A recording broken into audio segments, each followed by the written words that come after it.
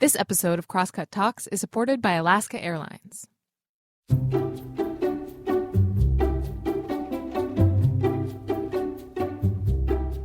Hey, welcome to Crosscut Talks. I'm Mark Baumgarten, the managing editor at Crosscut, and today we're talking about the pandemic. And I want to come out right away and let you know that this conversation has already made news. Big news. Splashy news. The kind of news that required our guest, Dr. Anthony Fauci, to do some follow-up interviews and clear some things up. Some outlets said he walked back comments made here, but I think he just added context that is already here in this full interview that was conducted in late April as part of the 2022 Crosscut Festival. See, the news came after a portion of this interview aired on PBS NewsHour, which is hosted by this talk's moderator, Judy Woodruff. And in that segment, Fauci, who, in case you didn't know, is the chief medical advisor to the president and pretty much the face of the federal pandemic response, said that the U.S. has exited what he called the pandemic phase of the virus. Now, we're still in the midst of the pandemic, and Fauci acknowledges as much, though his language here is a little confusing at best. But if you listen to the entire interview, you'll hear a lot more than that soundbite. And that's why I bring this all up. The pandemic is confusing and filled with uncertainty, even in its third year. And understanding where we are right now, which is what Woodruff is attempting to do here, really requires a longer listen, which is what we are providing. This conversation and all other conversations on the keynote track at the 2022 Crosscut Festival is sponsored by BECU, which would like to share the following message. BECU believes that every forward thinker deserves added momentum. So for over 85 years, they have offered financial services and support to the community. Members have access to local financial centers, over 30,000 ATMs through the co-op network, and online resources. BECU is a member-owned credit union that puts people over profit. Learn more at becu.org, federally insured by NCUA. I hope you find this interview helpful. If you have any feedback, please send it to talks@crosscut.com. Okay, on with the show.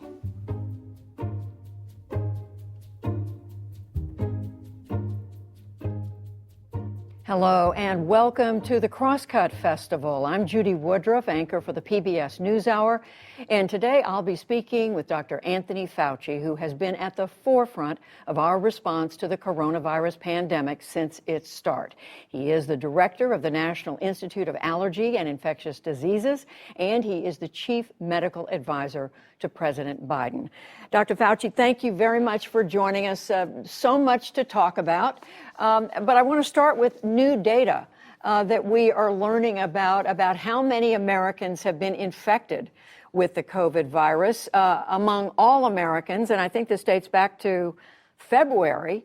60% almost had been infected. And among young children ages 3 to 4, 75% had been infected. First of all, were you surprised by these numbers? And second of all, does this in your mind change the way there should be an official response to the virus? Well, I wasn't terribly surprised, Judy, because we've been having this virus around now for, almost 2.5 years. So the idea that if you look at the serology, which is the antibody test in the blood, which determines whether you've been infected or not, is not surprising that you have that proportion of the population. I think it's important for people to realize that, because although immunity following infection and recovery does not last indefinitely, it does give a degree of variable degrees of protection against severe disease if you get reinfected. So if you add up the people who've been infected plus the people who've been vaccinated and hopefully boosted, you have a rather substantial proportion of the United States population that has some degree of immunity that's residual, either residual from prior infection or hopefully people who are getting vaccinated and boosted. We know we have 66% of the total population Right. has been vaccinated, and about half of them have been boosted. So in some respects, that's rather favorable news for the kind of protection against severe disease that might be explaining, Judy, why even though this surging of infection we're seeing, we're not seeing a comparable surging of hospitalization. We have to wait a little bit longer before we can feel that that trend is holding.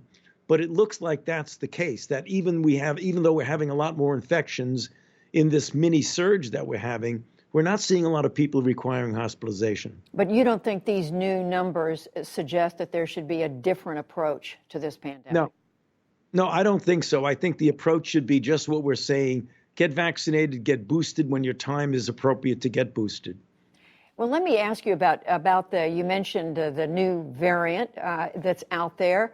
We're learning that it's now something like, 30% of the American people have this BA.21.21, a subvariant of what the BA.2, which we were becoming familiar with. Is this telling us, Dr. Fauci, that when you go back to Delta and then Omicron, BA.2, and now this BA.21.21, that there are going to continue to be variants and subvariants, each one more infectious than the last one, at least that's the pattern we've seen, but less serious in that they're not sending so many people to the hospital? Well, the broad answer to your question is yes, and let me just explain it a little bit in more detail. So these are sublineages of Omicron, be it BA1, BA2A, B2A, B12.1, multiple sublineages. They may be more transmissible.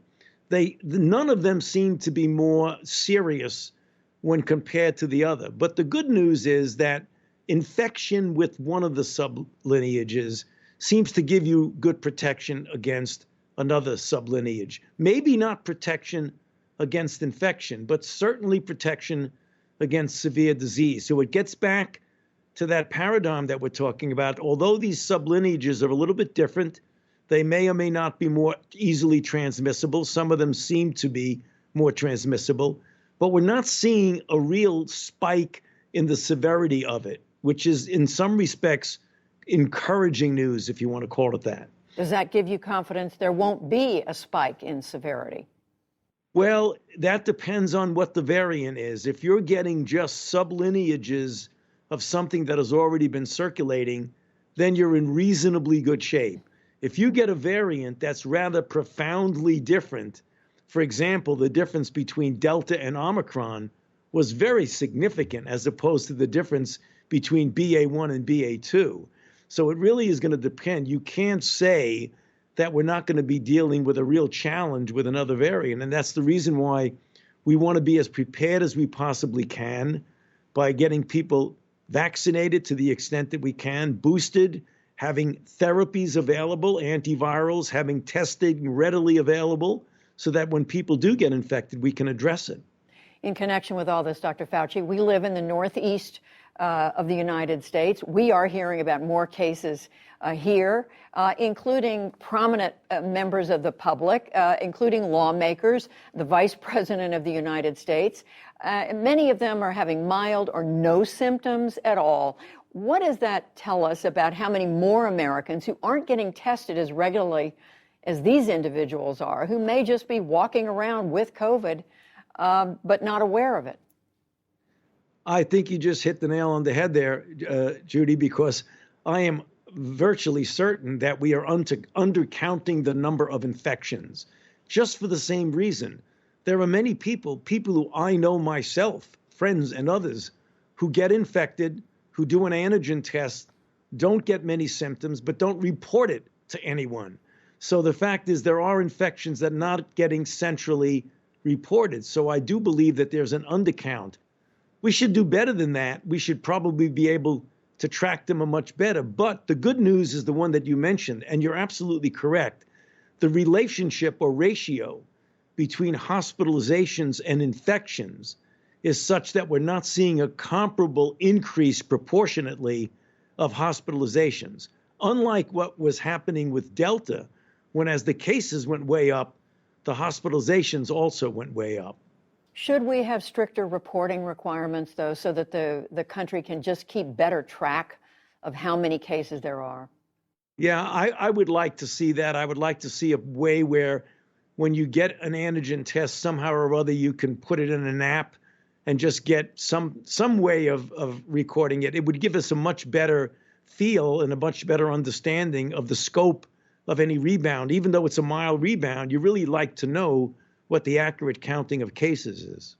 Well, for those who are having symptoms now, Dr. Fauci, there's been a fair amount of discussion lately about a treatment, a drug called Paxlovid, and I know there are generic names for it as well. A fair amount of confusion about who should be taking it, who shouldn't. There's a sense that it's not available to many people who need it. It does require a doctor's prescription. We're told that it is available, but it's not reaching everyone who needs it. What should we know about this drug? Yeah. Well, the first thing that we should know is that we have a lot of Paxlovid. We've got to make it more easily available. And the White House literally today has come out with a number of ways how we're going to try and get it distributed more widely. We are underutilizing what is a highly effective therapy. In clinical trials, when you looked at the proportion of individuals who were protected from getting on and progressing to hospitalizations, it was close to 90%. So we need to do more. There are a lot of doses available. We have sites where you can, as we say, test to treat, which means you can come into a place, get tested, and if you are tested, immediately get put on therapy if they're eligible. We've ordered tens of thousands more of these drugs, namely Paxlovid, and we're having sites where we started off with 20,000 sites have Paxlovid available. We're increasing that to 30,000 with the aim of going to 40,000, essentially doubling the number of sites where you can get it. And I mean pharmacies and clinics and places like that, as well as something that's important that you alluded to, is educating the public and the healthcare providers that this is something that is available and that should be much more widely used. But there are some people who should not take it. Is that correct? Well, there are what we call drug-drug interactions, which means if you are on a certain panel of drugs, it is you have to be careful if you're taking Paxlovid because you may get a modification of the level of a drug that you're taking.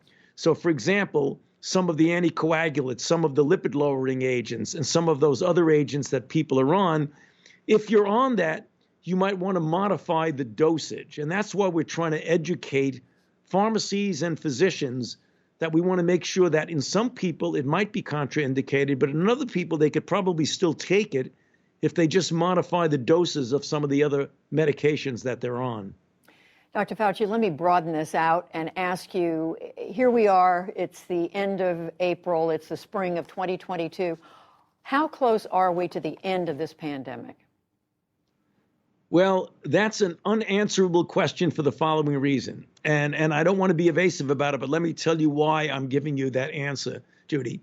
We are certainly right now in this country out of the pandemic phase.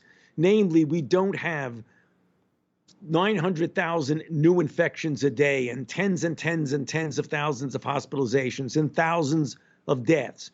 We are at a low level right now. So if you're saying, are we out of the pandemic phase in this country? We are. What we hope to do, I don't believe, and I've spoken about this widely, we're not going to eradicate this virus. We've only eradicated one virus in the history of public health, and that's smallpox. And it's unlikely that we're going to eliminate it. Elimination means you don't wipe it out of the face of the earth, but you don't have it in this country. We've done that successfully with measles and with polio, and we've done that for three reasons. We have a virus that does not change from year to year, from decade to decade. Measles that we have now is the same measles we had decades ago, same for polio, number one. Number two, the immunity that you get, either from infection or from vaccination, is virtually lifelong with those viruses. And you have a widespread, widely accepted vaccination campaign. Unfortunately, we don't have that with COVID. We have a virus of which we've already experienced multiple variants, so it changes. Number two, the immunity from infection and even from vaccination is not lifelong. It wanes. We know that. We've already reported on that. And we don't have a widely accepted among the community vaccination. So what we're hoping for is that we get a level of infection that's low enough that it doesn't really disrupt our society. It doesn't put people at risk for very severe disease on a large scale. It gets us back economically. It gets us back socially. It gets us back into the school system. If we can keep that level very low and intermittently vaccinate people, and I don't know how often that would have to be, Judy, that might be every year, that might be longer, in order to keep that level low. But right now, we are not in the pandemic phase in this country. So are we wrong to say we're in a pandemic? Well, globally, we're still in a pandemic. A pandemic means a widespread throughout the world infection that spreads rapidly among people. So if you look at the global situation, there's no doubt this pandemic is still ongoing. We'll be back with more after this message. Dreaming of a long-awaited vacation? Take your travels to the next level with Alaska Airlines.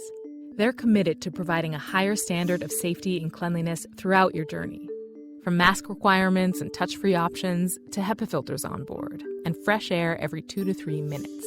Plus, their award-winning loyalty program, Mileage Plan, makes it easy to earn and redeem miles wherever you go, including destinations worldwide, thanks to their One World Alliance membership. If you're ready to land a low fare, next-level care, and the best experience in the air, book now at alaskaair.com.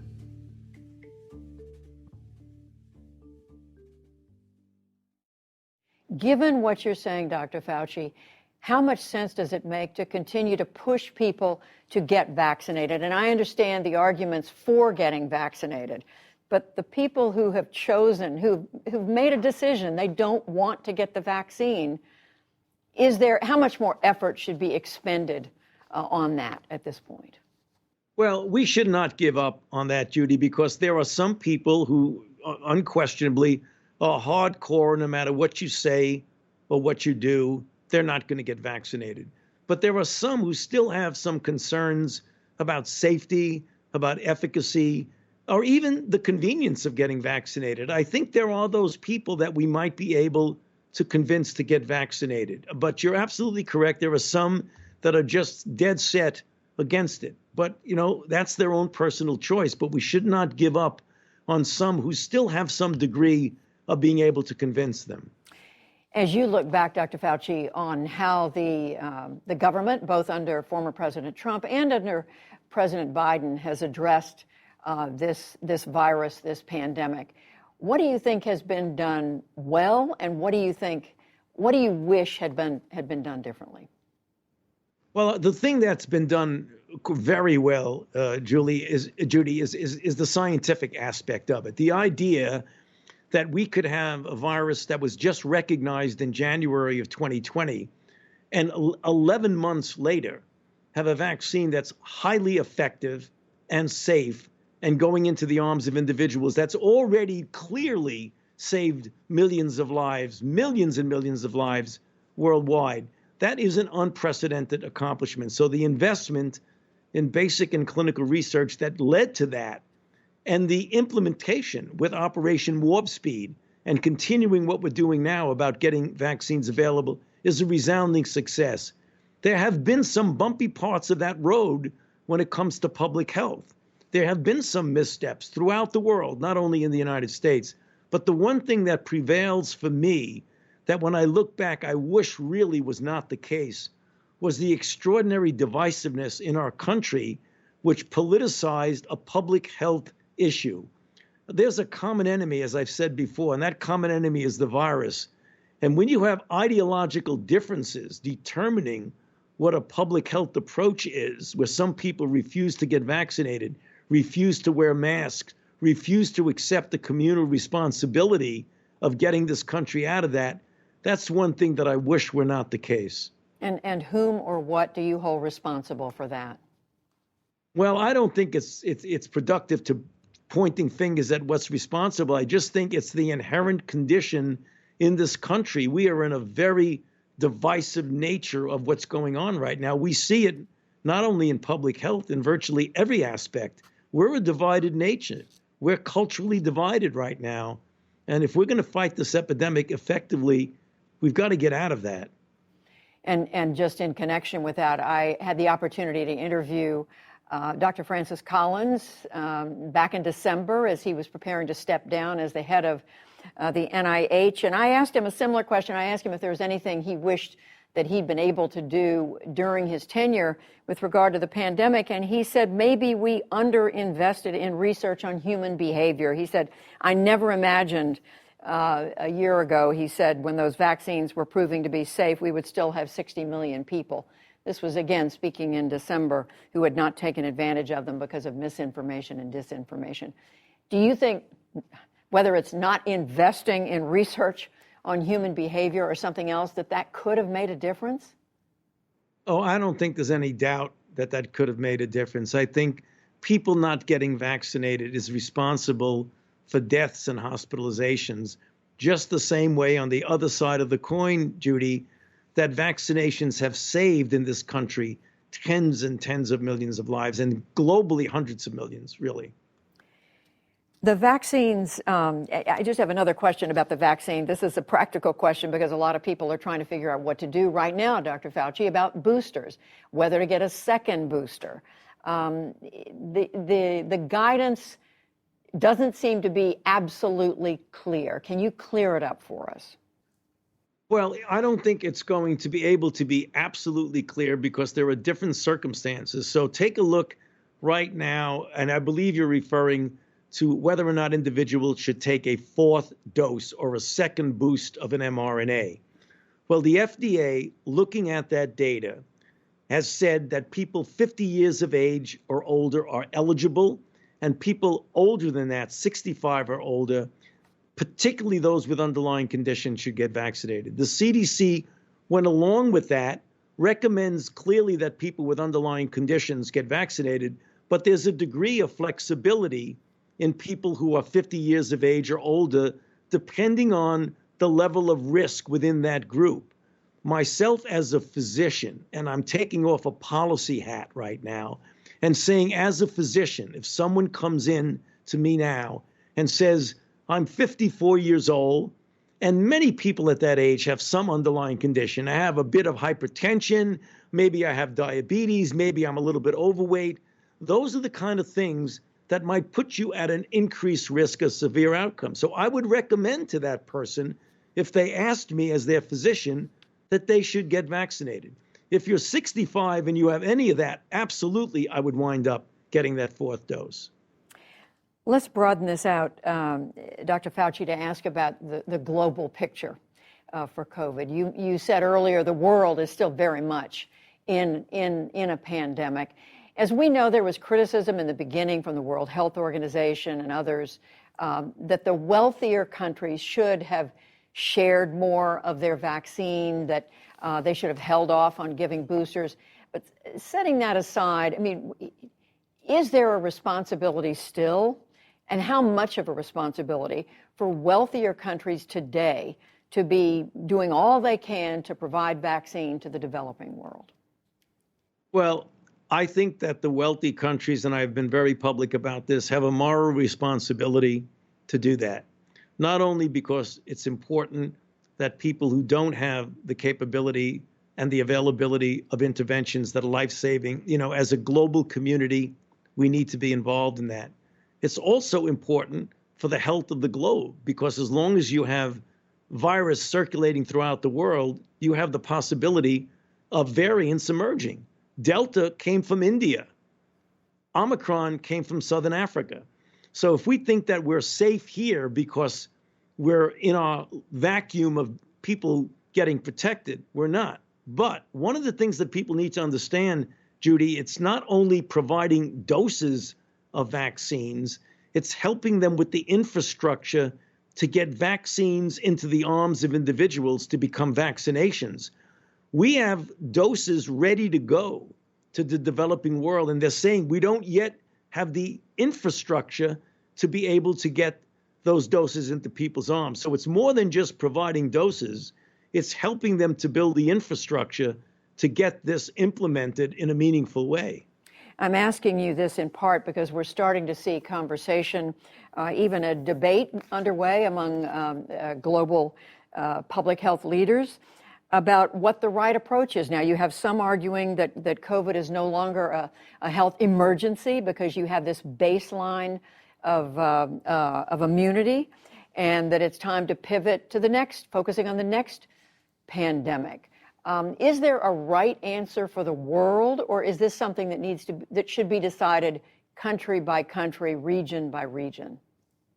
Well, I think it's a global problem because when you have pandemics, they're global. They don't affect one region and not another. But if it's a respiratory virus, if it's something like malaria or something like that, that's different. But when you're dealing with a respiratory virus, but here's one of the things that you said that struck a chord with me, Judy, is that you can do both at the same time. You could continue to address this outbreak and make sure we keep it under control at the same time that you implement the pandemic preparedness agenda, the way we're doing it, so that we are doing the things now that when you wind up with a new pathogen, you're much better prepared. We refer to that sometimes as the prototype pathogen approach, where you do the baseline research that would position you much better if you get a virus that maybe has nothing to do with coronavirus. It could be a filovirus or a flavivirus or a rhinovirus, all different types of virus that might actually have potential pandemic capability. We can prepare for that at the same time as we're responding appropriately to the problem we're in right now with COVID-19. Last thing I want to turn to, Dr. Fauci, is a personal question. I mean, you've been immersed in this virus, COVID, for the last 2+ years. You've spent your entire adult life focused on public health. What do you think this particular experience has meant to you, has taught you, has meant to you? Has it changed you? Well, it certainly has had an impact on me. It's been an experience. I mean, I've been dealing with emerging infectious diseases now for 40 years, as the 38 years being director of the Institute, from HIV to Ebola to pandemic flu to Zika. This is different. This is historic, Judy. We have not seen anything of this magnitude in well over 100 years.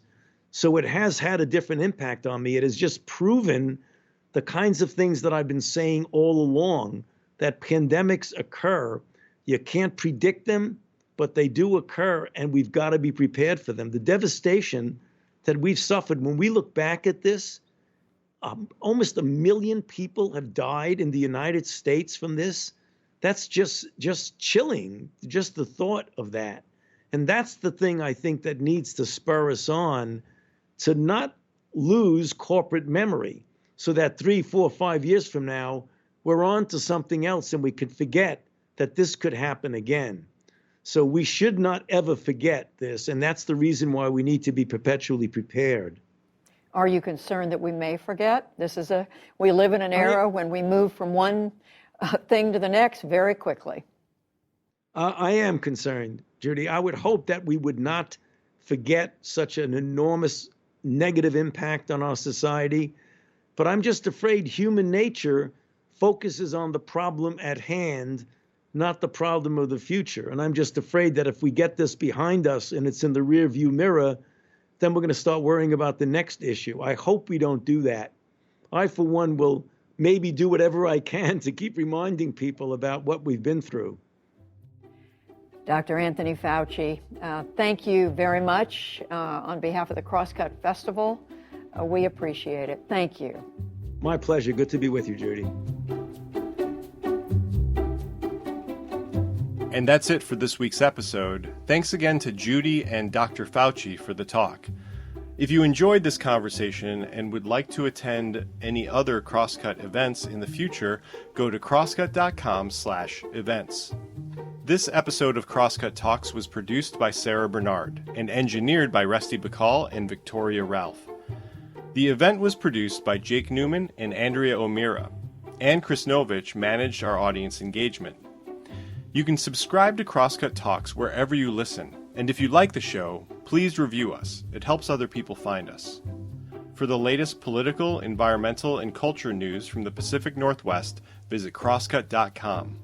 And if you would like to support the work that we do at Crosscut, whether it's the live events we host every month or the in-depth reporting we deliver every day, go to crosscut.com/membership. In addition to supporting our journalism, members receive complete access to the on-demand programming of Seattle's PBS station, KCTS 9. Crosscut Talks is a product of Cascade Public Media. I'm Mark Baumgarten. We'll be back soon with another conversation.